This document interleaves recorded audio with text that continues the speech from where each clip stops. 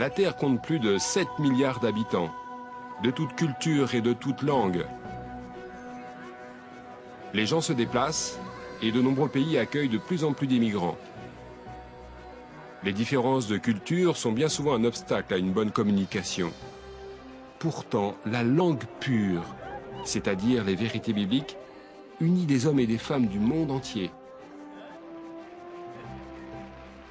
La nourriture spirituelle dont ils profitent est soigneusement préparée et traduite dans des langues qui touchent le cœur. Mais comment tout ce travail est-il effectué?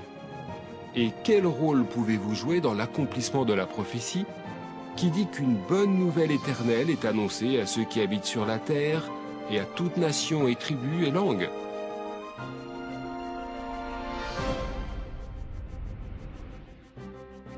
On parle aujourd'hui plus de 6000 langues dans le monde. Pourquoi est-il important qu'une personne apprenne les vérités bibliques dans sa langue maternelle, même si elle maîtrise une langue plus courante? Apprendre une langue étrangère, c'est surtout un exercice intellectuel. Et souvent, les mots qu'on apprend ne nous touchent pas comme le feraient ceux de notre langue maternelle. Quand j'étais à Tahiti avec ma femme, là-bas, les gens parlent tahitien et français. On a discuté avec une famille, et comme la maman se débrouillait en anglais, je lui ai demandé « Dis-moi, quelle langue est la plus facile pour toi, le français ou le tahitien ?» Elle m'a répondu « Pour moi, c'est pareil. » Et dans quelle langue tu rêves? Dans les deux. Et quand tu es en colère après ton mari, dans quelle langue tu lui parles? En tahitien. Cette petite anecdote montre que la langue et le cœur sont très liés. La langue que nous utilisons quand nous mangeons, quand un sujet nous tient vraiment à cœur, cette langue-là, c'est en général la meilleure pour découvrir la vérité. Pour que la bonne nouvelle touche des gens de toutes origines, il est nécessaire de traduire les vérités bibliques avec exactitude. Mais où la traduction est-elle effectuée et par qui? Un peu partout dans le monde, par des milliers de volontaires. De nombreuses équipes traduisent dans les bâtiments de sièges nationaux des témoins de Jéhovah et d'autres dans des bureaux de traduction, situés de préférence à proximité de la région où la langue traduite est largement parlée. Par exemple, à Mzuzu, une ville du nord du Malawi, 16 traducteurs occupent une maison qui servait autrefois de logement à des missionnaires. Ils traduisent en Tumbuka et sont justement au cœur d'une région où vivent 1 million de personnes parlant cette langue. Les traducteurs, ainsi que ceux qui sont désignés pour leur faciliter la tâche, commencent la journée par une discussion spirituelle. Bienvenue au culte matinal. Frère Meyong Nyanga va lire le verset.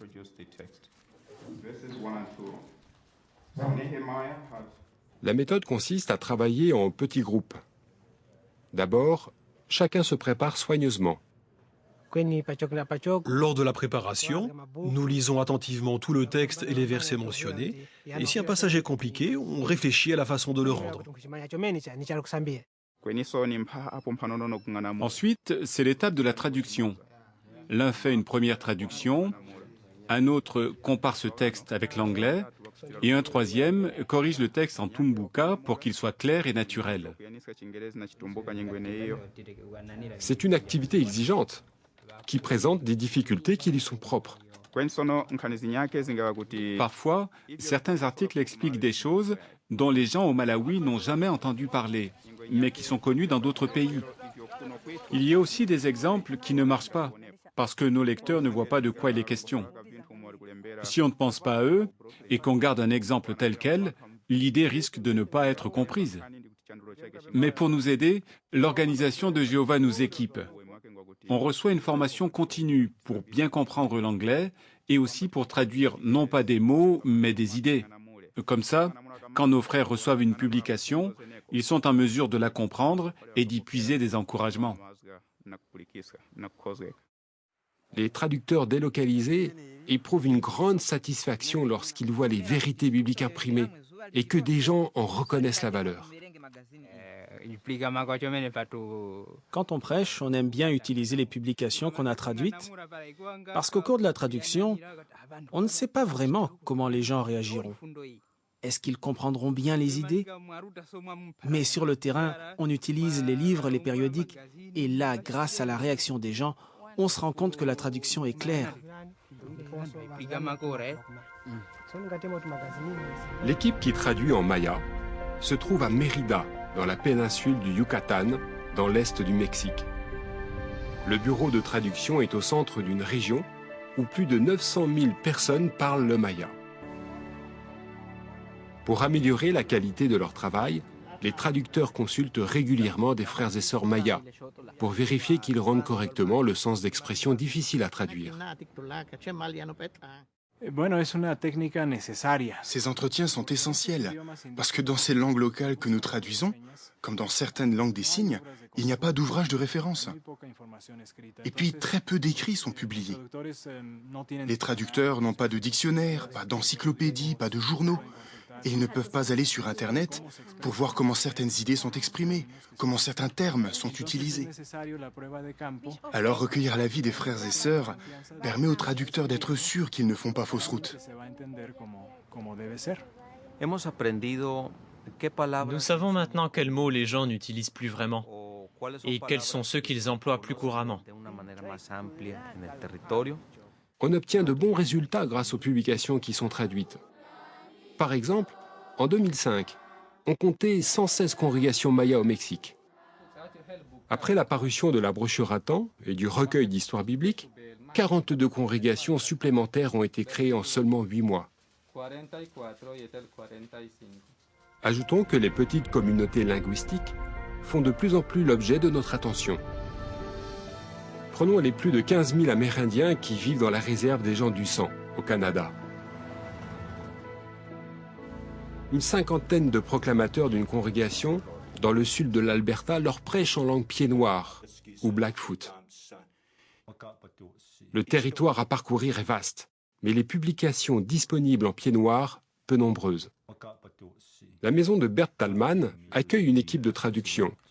Ce frère, qui appartient à la tribu des gens du sang, collabore avec d'autres dont la langue maternelle est le pied-noir pour produire de nouvelles publications. On a un tract intitulé « Vous pouvez faire confiance au Créateur ». Il a été publié spécialement pour les Amérindiens. Quand on l'ouvre et qu'on regarde les images, il y a par exemple la photo d'un chef indien, chef Joseph. Les gens se sentent tout de suite concernés.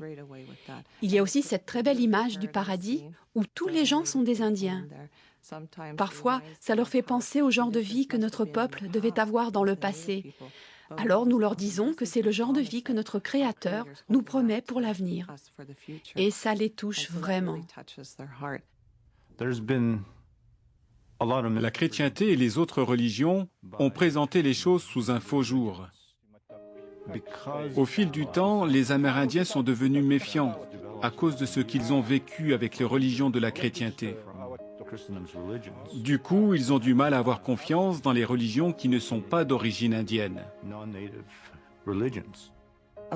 Beaucoup ont souffert parce qu'on leur a fait des promesses qui n'ont pas été tenues. Mais ce tract leur fait comprendre qu'il y a un Créateur et qu'il tient toujours ses promesses. Tout ce qu'il a promis s'est réalisé. Donc, tout ce qu'il a promis pour l'avenir, ils peuvent y croire. Quand nous leur montrons que nous avons quelque chose pour eux dans leur langue et qu'ils voient le tract, il faut voir leur visage s'illuminer et les entendre dire « Vraiment, c'est pour nous ?» Je me souviens un jour, j'ai montré le tract créateur à une jeune fille. Elle me l'a pris des mains, l'a regardé et a dit « Vous voulez dire que ça a été fait pour les Indiens, spécialement pour nous ?»« C'est ça, oui, spécialement pour vous. » Elle tournait les pages et elle n'en revenait pas. Elle n'arrêtait pas de faire « Waouh !» Cette réaction m'a fait chaud au cœur. Les gens ont le sentiment d'avoir de l'importance, que le Créateur pense vraiment à eux et qu'ils ne sont pas laissés de côté ou oubliés.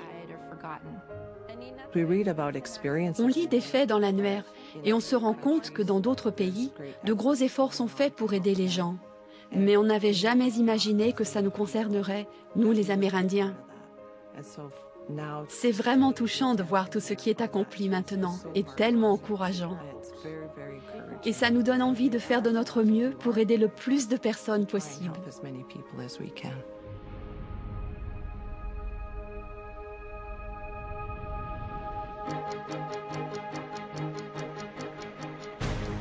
L'arrivée de ce camion à notre siège national à Kigali au Rwanda a quelque chose d'exceptionnel. Les publications qu'il contient ont été traduites dans le pays, imprimées aux États-Unis, expédiées par bateau en Afrique du Sud et ont enfin voyagé 8 jours en camion pour atteindre leur destination. Le Collège central a aujourd'hui la joie d'annoncer la parution de la traduction du Monde Nouveau dans son intégralité en Kinyarwanda.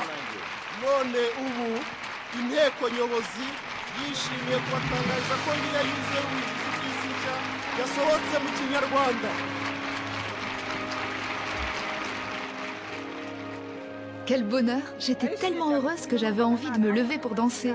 Mais ça ne se fait pas pendant un discours. J'étais si contente.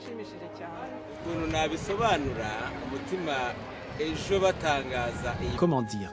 Hier, quand on a annoncé la parution de cette Bible, j'en ai pleuré de joie. C'est comme si l'attente avait rendu mon cœur malade. Et comme j'ai eu la chose désirée, mon cœur est guéri. La chose désirée, c'est la Bible. On l'attendait depuis des années. Et maintenant qu'elle est arrivée, mon cœur n'est plus malade.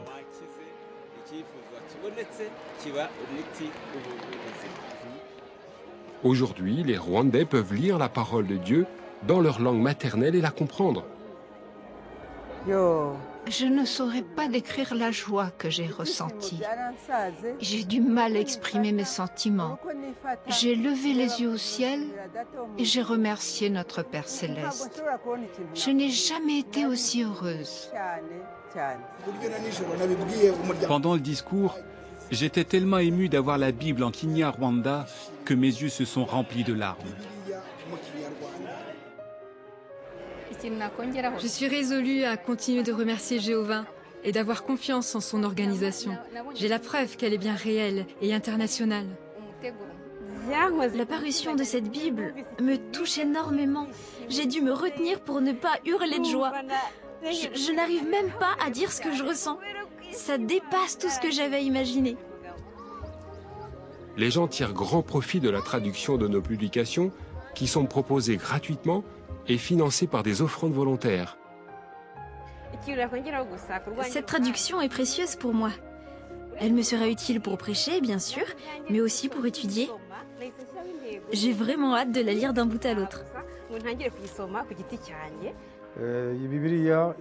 Cette Bible me sera très utile pour étudier et pour prêcher aussi, parce que je l'utiliserai en toute confiance. Je sais que chaque verset que j'y lirai a été traduit avec exactitude. Pour moi, c'est une grande source de joie. Ce sera un plaisir de lire une Bible facile à comprendre. Les autres traductions contiennent des mots difficiles qu'on n'utilise plus même si on les trouve dans le dictionnaire. Mais je pense qu'avec cette traduction de qualité, nous appliquerons plus facilement ce que nous apprenons et nous serons encore plus proches de Jéhovah. La plupart des Rwandais n'ont pas appris de langue étrangère. Ils ne parlent que le Kinyarwanda. Quand ils ont des publications dans leur langue, ils s'intéressent davantage à la bonne nouvelle. Des publications parues récemment en Kinyarwanda ont profondément touché nos frères.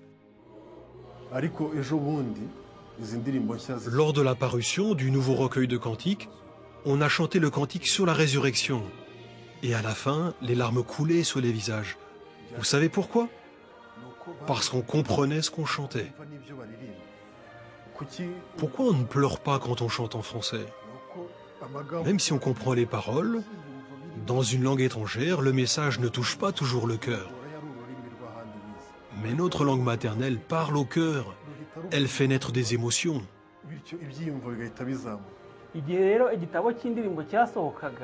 La sortie du nouveau recueil de cantiques en Kinyarwanda, ça a été le moment le plus joyeux que j'ai vécu au Bethel. Les sœurs étaient si heureuses, elles se sont mises à chanter ensemble, elles chantaient à pleine voix. Et nous, dans les bureaux, on s'est demandé ce qui se passait. Alors elles nous ont dit « Merci les traducteurs, Merci pour votre travail. C'était tellement émouvant pour moi.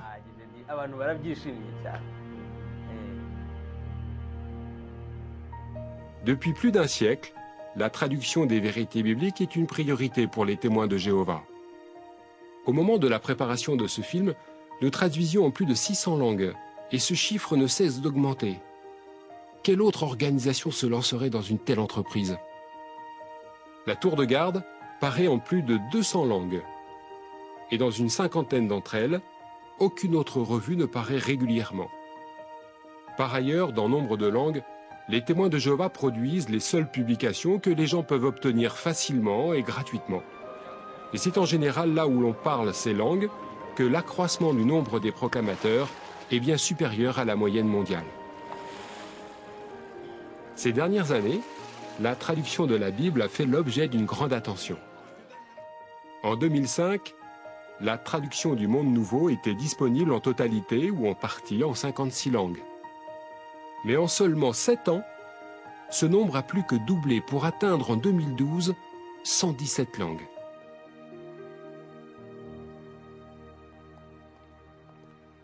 Maintenant, lorsque nous prêchons, que faire si nous rencontrons quelqu'un qui parle une langue différente de la nôtre?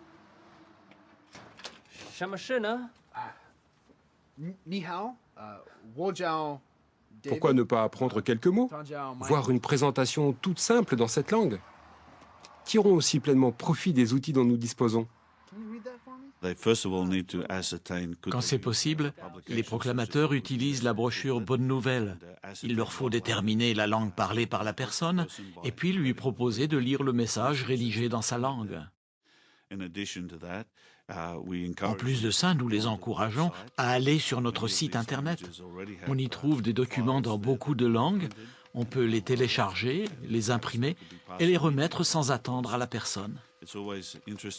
Ça fait toujours plaisir de voir l'air étonné de quelqu'un qu'on revient voir, peut-être le lendemain ou le jour même, avec un document qu'on a imprimé dans sa langue. Si vous remplissez une formule pour qu'une personne qui parle une langue étrangère soit visitée, des dispositions seront prises pour qu'un proclamateur parlant sa langue aille la voir. C'est le siège national qui coordonne ce suivi. Bonjour mon frère. Bonjour. J'ai eu une très bonne conversation. Tu peux envoyer cette formule? Bien sûr. Super. Désireux d'en faire plus, certains proclamateurs décident d'apprendre une nouvelle langue et s'inscrivent à des cours organisés par le siège national. Ce cours de chinois est donné à des proclamateurs du New Jersey aux États-Unis pour leur permettre de prêcher aux Chinois de plus en plus nombreux dans leur région. Ce cours me donne l'assurance dont j'ai besoin pour prêcher aux Chinois. Je pourrais leur parler directement en anglais et m'excuser de ne pas bien parler leur langue. Mais le cours m'oblige à pratiquer ce que j'apprends déjà en classe et puis quand je prêche dans le territoire à des Chinois. Un des principes du cours, c'est d'utiliser ce qu'on apprend le plus vite possible dans le ministère. Et souvent, les élèves progressent très rapidement.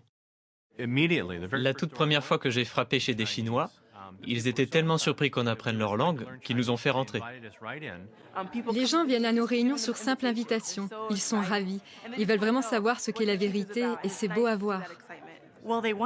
Ils demandent tout intrigués, pourquoi apprenez-vous le chinois? Pourquoi essayez-vous d'apprendre une langue si compliquée? Et quand on leur dit qu'on veut enseigner la Bible et aider les gens à connaître les belles choses qu'elle contient, eh bien ils veulent en savoir plus. Quand on s'investit et qu'on voit des gens réagir favorablement, qu'en fait nos efforts sont payants, c'est tout simplement formidable. Avoir une assez bonne maîtrise d'une langue étrangère permet à certains d'étendre leur ministère.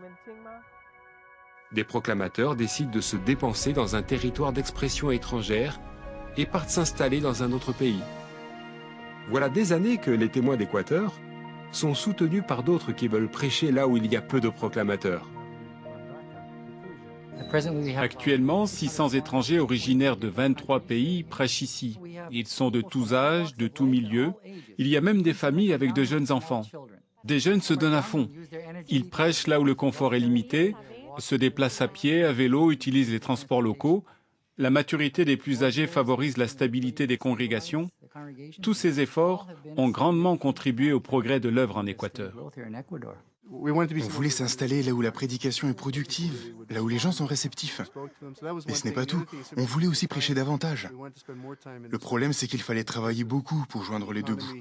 Alors on est parti dans un pays où la vie est moins chère et on peut maintenant passer plus de temps dans le ministère. On était bien dans notre congrégation, mais c'était très dur de commencer des études. À l'époque, on était 7 anciens, mais quand on apprend qu'ici, il y a des congrégations avec un seul ancien, voire aucun, et qu'on pourrait être plus utile, alors on se dit, waouh, il n'y a pas de doute, allons-y. Là où se rendent ces proclamateurs, la prédication est généralement bien plus productive que dans les pays riches qu'ils quittent. Avant, je n'avais aucune étude, et j'aurais même pas imaginé d'en avoir une. Mais maintenant, j'ai des visites, des études, c'est tellement plus facile. Ici, les gens sont plus souvent chez eux. Ils acceptent d'étudier la Bible, ils la mettent en pratique, ils se font baptiser, et certains font tout ça en moins d'1 an. Juste pour vous donner un exemple, un frère et sa femme sont restés 10 ans ici. Durant ces 10 années, ils ont vu le nombre des congrégations dans leur ville passer de 2 à 10. Le frère a contribué à la formation de 5 d'entre elles. Et sa femme et lui ont eu la joie de voir chaque année en moyenne 2 des personnes qu'ils enseignaient se faire baptiser. Les familles connaissent de grandes joies, et pas seulement dans le ministère. On est venu ici notamment parce qu'on voulait bien s'occuper des enfants, de leur spiritualité, et on s'est dit qu'il n'y avait pas de temps à perdre. Donc on a tout fait pour réaliser notre projet. On voulait vraiment aider nos enfants à devenir des chrétiens mûrs et à avoir une foi forte. Le gros avantage, c'est le temps passé ensemble. On a plus de temps pour prêcher ou tout simplement pour se détendre en famille, et ça c'est bien. Depuis qu'on est là, notre petite Drew a tellement progressé. Avant, elle avait des objectifs spirituels. Mais maintenant, elle dit qu'elle veut aller au Bethel, devenir missionnaire. Il y a quelques mois, elle s'est fait baptiser. On peut dire qu'elle vit vraiment la vérité. Pour nous, il n'y a pas de plus grande joie que de la voir s'épanouir. Eh ben, tout ce qu'on vit ici, toutes les études bibliques, et papa et maman dirigent plein de bonnes études. C'est vraiment génial. On ne court pas après la réussite matérielle. Dans le monde nouveau, on ne cherchera pas à faire carrière. Notre priorité, ce sera de faire ce que Jéhovah nous demande. On est heureux, notre famille est unie, notre vie a vraiment un sens. Toutefois, il y a certaines difficultés à surmonter. Il y aura toujours plus de travail, et c'est normal dans une région qui a besoin d'aide. Plus de travail dans les congrégations, plus de travail pour aider les frères, et même plus de travail dans le territoire. On marche beaucoup, parfois on fait des kilomètres, et on est bien fatigué. Mais on en retire tellement de joie, parce qu'on sait qu'on utilise nos forces pour servir notre Créateur. On vit bien mieux comme ça. On n'a pas l'impression qu'il nous manque quelque chose. C'est là qu'on veut être.